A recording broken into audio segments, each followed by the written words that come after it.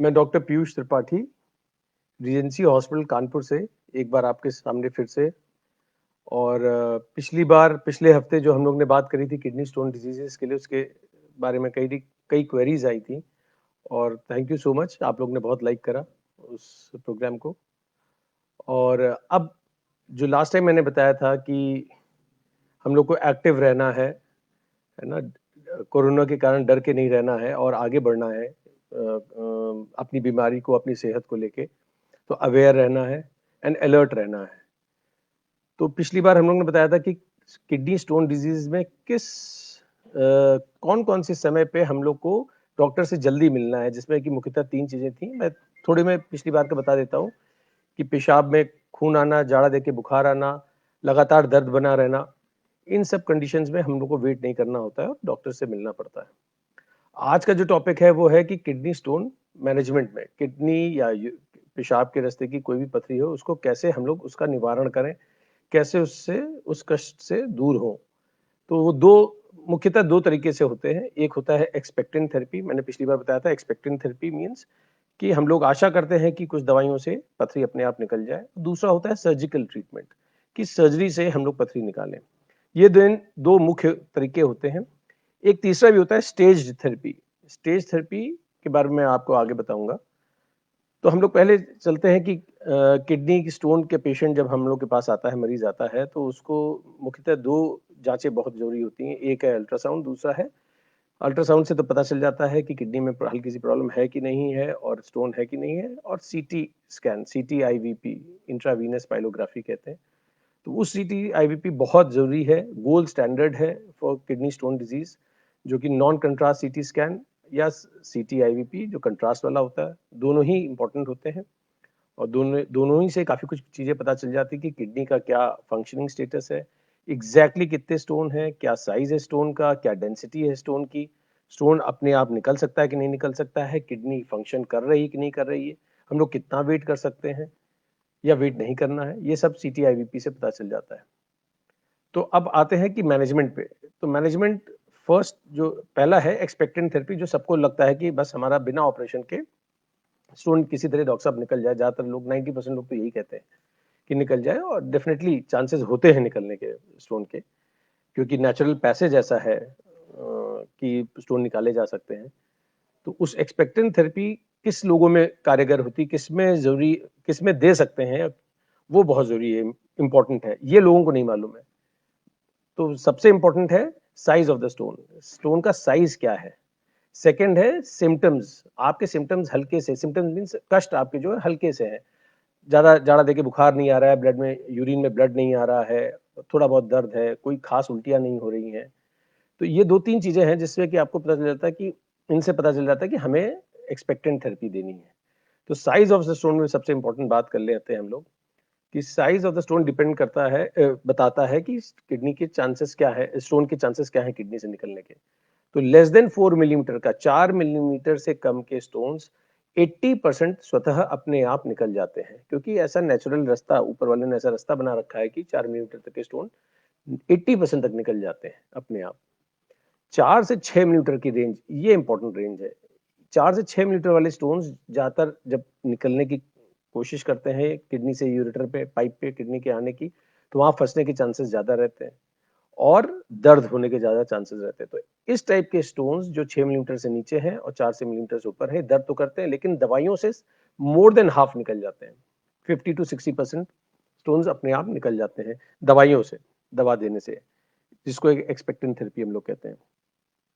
और थर्ड है कि more than 6 millimetre stones, more than 6 millimetre के स्टोन्स जो है, 6 मिलीमीटर से ऊपर के स्टोन नॉर्मली 20% ही देखा गया है। ये हार्ड एंड फास्ट रूल नहीं है, कोई डेफिनेट नहीं है, किसी के निकल भी सकते हैं, किसी के नहीं भी निकल सकते, लेकिन 6 मिलीमीटर से स्टोन के, मिलीमीटर से ऊपर के स्टोन के निकलने के चांसेस एक्सपेक्टेंट थेरेपी से, दवा से या अपने आप से, लेस देन 20% होते हैं। तो ये एक रेंज है हम लोग की, तो इस पे हम लोग काम करते हैं। तो लेस देन 6 मिलीमीटर के स्टोन्स पे दवाइयां ज्यादा असर करती हैं। तो कौन कौन सी दवाइयां देते हैं एक्सपेक्टेंट थेरेपी, मतलब एक्सपेक्टेंट थेरेपी मींस जो हम लोग आशा कर रहे हैं दवाइयों से निकल जाए स्टोन, उसमें क्या क्या हम लोग को ट्रीटमेंट करते हैं। तो पहला है एनाल्जेसिक, दर्द की दवा। सबसे पहले तो कष्ट दूर करना है, तो दर्द की दवा एक है फर्स्ट। सेकेंड है एक एंटीबायोटिक लो डोज देते हैं कि इन्फेक्शन ना हो, किडनी में ब्लॉकेज आएगा स्टोन से तो इन्फेक्शन होने के आगे चांसेस होते हैं, तो prevention is better than cure. पहले एंटीबायोटिक पहले ही से हल्की डोज पे चालू कर दें कि आगे फीवर या किडनी में इन्फेक्शन ना हो। तो एक पेन किलर हो गया, एक इन्फेक्शन के लिए दवा हो गई, और अगर उल्टी आ रही तो उल्टी के लिए दवा दी, और गुड हाइड्रेशन, अच्छा पानी पिए जिससे कि यूरिन ज्यादा बने और यूरिन निकले। बहुत ज्यादा पानी भी नहीं पीना, पर हाँ adequate amount, good amount of water, अपने आप को वेल हाइड्रेटेड रखें।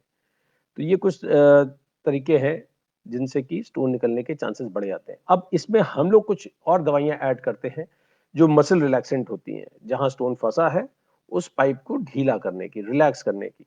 तो ऐसी कुछ दवाइयां बहुत अच्छी आ गई हैं जो जहां यूरेटर में किडनी से निकल के किडनी के पाइप में स्टोन आया है तो उस पाइप को रिलैक्स करने की दवा देते हैं, जो और ऐड ऑन कर देता है कि एक्सपेक्टेंट थेरेपी सक्सेसफुल हो जाए। तो ये पहला पार्ट हो गया एक्सपेक्टेंट थेरेपी का कि किन मरीजों में देनी चाहिए और किस साइज के स्टोन हम लोग निकाल सकते हैं और क्या दवाइयां दे के निकाली जा सकती हैं। अब बात करते हैं सर्जिकल ट्रीटमेंट में। सर्जिकल ट्रीटमेंट यूजुअली बड़े स्टोन्स के लिए होता है, कॉम्प्लिकेटेड स्टोन्स के लिए होता है, या जब हम लोग की एक्सपेक्टेंट थेरेपी फेल हो जाती है तब करते हैं। तो सर्जिकल ट्रीटमेंट बहुत अलग अलग तरीके से होता है, बहुत एडवांसेस आ गए हैं इसमें। मिनिएचराइजेशन ऑफ इंस्ट्रूमेंट्स हो गया है, छोटी छोटी छोटी दूरबीन होती चली गई है, जो आज से 20 साल पहले थी, जो आज से 10 साल पहले थी, आज से 3 साल पहले, सब लेटेस्ट टेक्नोलॉजी आ गई है, मशीनरीज आ गई हैं, एनर्जी सोर्सेज आ गए हैं जो कि आपके स्टोन्स निकालने में और सर्जरी में मदद करते हैं। तो ये डिपेंड करता है कि स्टोन कहाँ पे है। किडनी में हो सकता है, किडनी के पाइप जिसको कि यूरेटर कहते हैं उसमें हो सकता है, और पेशाब की थैली में हो सकता है। 90% स्टोन इतने में ही होते हैं। तो अगर और कुछ स्टोन जो होते हैं वो पेशाब की नली में आके फंस जाते हैं, यूजुअली मेल्स में, आदमियों में, वो अलग है। तो हम लोग बात करते हैं किडनी स्टोन से, ऊपर से चलते हैं। किडनी स्टोन्स जो होते हैं उनको सर्जरी जो होती है, 95% से ऊपर स्टोन्स की सर्जरी सब एंडोस्कोपिक दूरबीन द्वारा ही होती हैं। ओपन सर्जरीज के बहुत बहुत कम इंडिकेशंस बचे हैं, तो ना के बराबर आप मान लीजिए। कॉम्प्लिकेटेड से कॉम्प्लिकेटेड स्टोन्स भी दूरबीन से निकाले जा सकते हैं। तो किडनी के स्टोन्स के लिए जो जो बेसिक सर्जरी आज से 20 साल पहले हुई स्टार्ट हुई थी, वो थी PCNL, परक्यूटेनियस नेफ्रोलिथोटमी। मींस किडनी में, पीछे किडनी में एक किडनी की तरफ 1 सेंटीमीटर का या 1.5 सेंटीमीटर का इंसिजन देके दूरबीन उससे डाल के स्टोन को तोड़ के निकालने की। उसके बाद और एडवांसमेंट हुआ तो हम लोग आ गए मिनी PCNL पे। आज से 10 साल पहले मिनी PCNL, 8 से 10 साल पहले मिनी PCNL चालू हुआ था।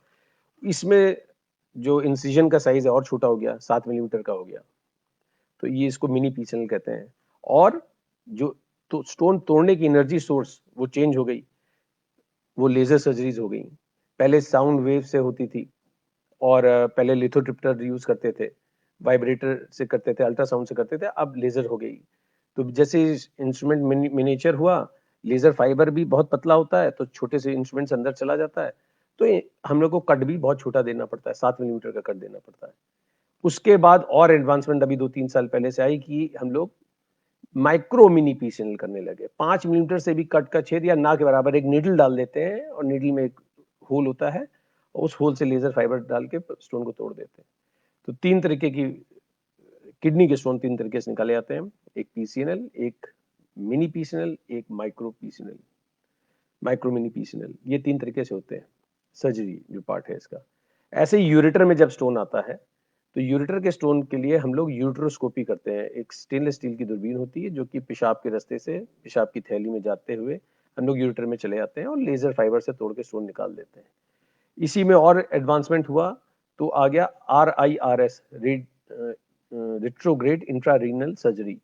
तो वो फ्लेक्सिबल होता है, वो स्टील का नहीं होता है, फाइबर ऑप्टिक फाइबर का बना होता है, और वो फ्लेक्सिबल होता है, मुड़ सकता है कहीं किसी भी तरीके से, और अंदर जाके लेजर फाइबर उसी से डाल के स्टोन तोड़ते हैं।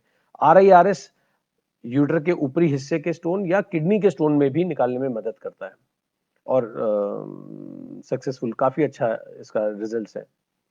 और तीसरा आ गया हम लोग पेशाब की थैली में जब पथरी हो जाती है। यूजली अब देखा गया है कि पहले बच्चों में बहुत होती थी पेशाब की थैली की पथरी बिकॉज ऑफ अंडर नरिशमेंट। अब बिकॉज न्यूट्रिशनल एडवांसमेंट इतना हो गया है, पेरेंट्स को मालूम है, तो अब बच्चों में बहुत कम मिलता है। यूजली एडल्ट्स में मिलता है जिनके प्रोस्टेट की प्रॉब्लम रहती है, उनमें सेकेंडरी स्टोन्स या किडनी से गिर जाए स्टोन और पेशाब की थैली में आ जाए।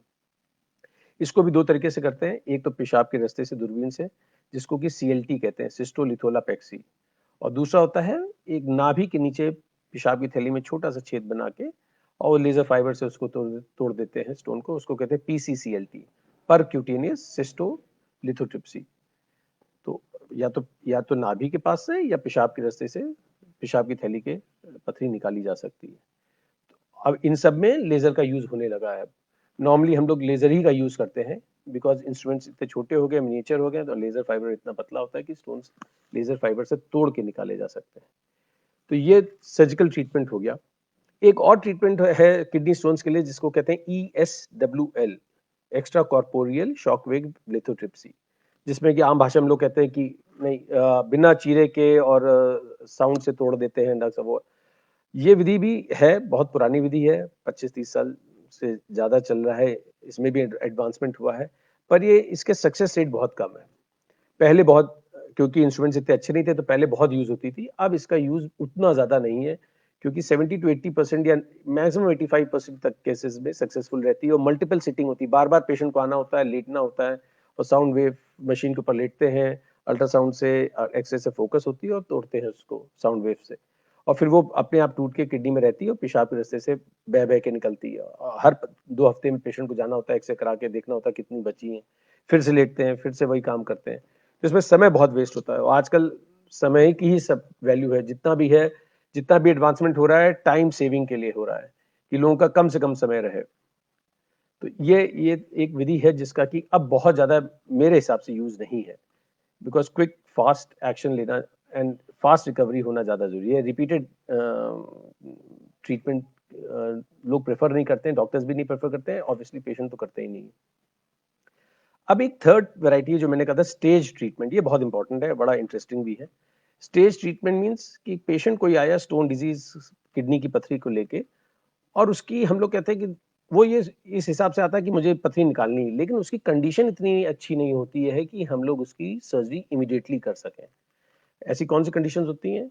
मेनली ऐसा पेशेंट जो सेप्सिस में हो, जो शॉक में हो, जिसका बीपी कम हो, फीवर आया हो, कंडीशन अच्छी नहीं है, और ऐसे कौन से पेशेंट होते हैं जिनमें कि स्टोन के कारण किडनी में पस बन गया हो, किडनी पुअरली फंक्शनिंग हो गई हो, काम सीटी स्कैन से पता चला बहुत कम काम कर रही है, या रुकी हुई है, या इन्फेक्शन हो गया है, ब्लड में पता चलता है इन्फेक्शन हो गया है, या किडनी फेल होने लगी है उसकी, उस स्टोन के कारण से किडनी फेल हो गई है।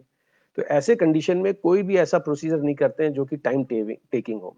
हम लोग को तो quick in and quick out, जल्दी जाओ अंदर और ट्रीट करके फटाफट बाहर आओ, तो उसके लिए स्टेज प्रोसीजर होता है। स्टेज प्रोसीजर में हम लोग किडनी को के जो ऑब्स्ट्रक्शन है, रुकावट, उसको बाईपास कर देते हैं।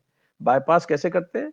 दो तरीके से, मुख्यतः डीजे स्टेंट, डबल जे स्टेंट होता है, पेशाब के रास्ते से एक स्टेंट डाल देते हैं, स्टोन वहीं पड़ा रहता है, स्टोन के साइड से स्टेंट चला जाता है किडनी में, और जो ब्लॉकेज है, जितनी यूरिन रुकी हुई है, उसी स्टेंट के द्वारा नीचे आ जाती है और इन्फेक्शन खत्म हो जाता है, और पेशेंट की कंडीशन ठीक हो जाती है। अगर नीचे से स्टोन नहीं जा पाता है तो हम लोग पीछे से एक ट्यूब डालते हैं, जिसको PCN कहते हैं, परक्यूटेनियस नेफ्रोस्टमी। PCN डाल देते हैं, उसका भी पर्पस वही होता है कि बाईपास करना है, किडनी का जो ब्लॉकेज है, जो यूरिन नहीं जा पा रही, तो पीछे से ट्यूब से यूरिन निकल जाती है। ये काम करने से 2-3 हफ्ते में किडनी नॉर्मल हो जाती है, पेशेंट के फीवर, इन्फेक्शन, सेप्सिस, बीपी सब ठीक हो जाता है, पेशेंट की कंडीशन अच्छी हो जाती है, किडनी हेल्थ अपनी गेन कर लेती है दोबारा, और तब हम लोग उस पे फाइनली स्टोन निकालते हैं जब हेल्दी किडनी हो। जो डैमेज किडनी हो, जिसमें इन्फेक्शन ज्यादा हो, उसमें बहुत ज्यादा छेड़छाड़ नहीं करनी चाहिए। तो ये एक स्टेज प्रोसीजर होता है। एक और इंटरेस्टिंग सिचुएशन होती है जो कि प्रेग्नेंट लेडीज में, कहते हैं कि अगर प्रेग्नेंट लेडी के पेट में दर्द हो रहा है तो most important cause of acute abdominal pain is stone in ureter, kidney में स्टोन हो जाए, सबसे मुख्य कारण होता है प्रेगनेंसी में पेट के दर्द का। प्रेगनेंसी को छोड़ के जो है, प्रेगनेंसी का दर्द तो अलग होता है, उसके बाद जो आता है वो दैट इज अक्यूट एब्डोमेन में, वो होता है किडनी या यूरेटर के स्टोन्स का। तो ऐसे कंडीशंस में हम लोग स्टेज प्रोसीजर करते हैं। प्रेगनेंसी में प्रेग्नेंट लेडी के, गर्भवती महिला के स्टेंट डाल देते हैं, स्टोन वहीं पड़ा रहता है। उसके दो कारण होते हैं, एक कि हम लोग कोई ऐसा प्रोसीजर नहीं करना चाहते हैं जिससे कि बच्चे को कैरी करने में दिक्कत हो, कि अबॉर्शन हो जाए, चाहे एनेस्थीसिया से या इंस्ट्रूमेंटेशन से या सर्जरी के ट्रॉमा से। दूसरा, जब भी स्टोन की सर्जरीज होती है तो हम लोग के ओटी के अंदर सियाम मशीन होती है, एक्सरे की मशीन होती है, उससे एक्सरे निकल के हम लोग स्टोन को देखते हैं जब ऑपरेशन कर रहे होते हैं। तो उसका एक्सपोजर बच्चे पे ना पड़े, क्योंकि रेडिएशन के से बच्चे की डेवलपमेंट में इफेक्ट आ सकता है। तो ये हम लोग इन दो कारणों से हम लोग अवॉइड करते हैं कि कोई स्टोन ना निकाले, सिर्फ स्टेंट डाल दें और जब प्रेगनेंसी ओवर हो जाए उसके बाद हम लोग स्टोन को निकालें। तो कभी कभी ऐसा होता है कि हम लोगों को स्टोन निकालना ही पड़ जाता है, या कंडीशन ऐसी होती है कि स्टोन बिल्कुल नीचे आ गया है। तो यूजली प्रेफर्ड जो टाइम होता है वो सेकंड ट्राइमेस्टर होता है, 3rd मंथ से 6 month is the safest. 3rd to 4th month में सारे ऑर्गन्स बन जाते हैं और प्रेगनेंसी भी सेफली हम लोग एनेस्थीसिया देके करा जा सकता है इसमें। तो ये स्टेज प्रोसीजर के कुछ एग्जांपल्स हैं, कुछ कंडीशंस हैं जहाँ पे स्टेज प्रोसीजर करते हैं।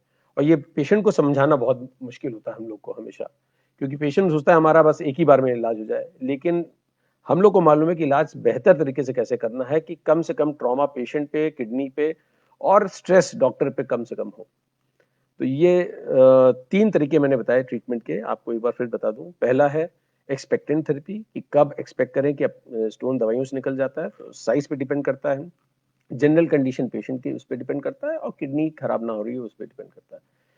दूसरा है सर्जिकल ट्रीटमेंट, मैंने बता दिया है, इंस्ट्रूमेंटेशन लेजर से मिनी इंस्ट्रूमेंट्स आ गए हैं, छोटे से छोटे इंस्ट्रूमेंट जिसमें कि एक ही दिन में पेशेंट डिस्चार्ज हो जाता है। इनफैक्ट कई में तो सुबह भर्ती करा शाम को ही छुट्टी कर देते हैं। और तीसरा हो गया स्टेज प्रोसीजर, कि ऐसी कुछ कंडीशंस जिसमें कि पेशेंट की कंडीशन अच्छी नहीं है, किडनी की कंडीशन अच्छी नहीं है, या प्रेग्नेंट लेडीज में हम लोग पहले उस किडनी को रिकवर देते हैं, चांस देते हैं स्टेंट डाल के कि रिकवर हो जाए, पेन खत्म हो जाए, इन्फेक्शन खत्म हो जाए, और फिर कुछ दिनों बाद उसको उसका स्टोन निकालते हैं। तो ये आज मैंने आप लोग को संक्षिप्त में, बहुत शॉर्ट में, ट्रीटमेंट ऑफ स्टोन डिजीज बताया। और मैं आशा करता हूँ आप लोग को थोड़ा बहुत समझ में आया होगा। कोई क्वेरीज हो तो आप हमसे मुझसे जरूर पूछिए।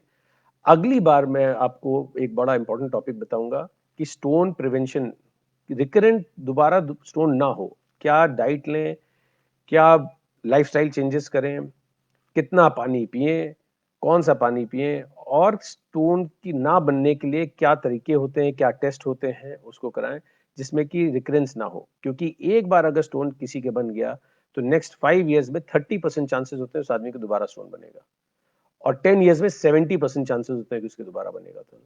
तो ये अच्छा खासा नंबर है, और रिकरेंट सर्जरीज ऑब्वियसली सभी लोग अवॉइड करना चाहते हैं। तो अगले 3rd session of kidney stones में हम लोग इस पे चर्चा करेंगे और इस पे आप लोग को अपडेट देंगे। Thank you so much. आशा करता हूँ आप लोग अगले सेशन में मेरे साथ फिर जुड़ेंगे, और जो भी सवाल आपके हों, जो भी क्वेरीज आपके हों, यू आर मोस्ट वेलकम। आप लोग बिल्कुल आराम से मुझसे पूछ सकते हैं, मैं कोशिश करूंगा कि आपको ये अच्छी तरह समझा सकूं। Thank you.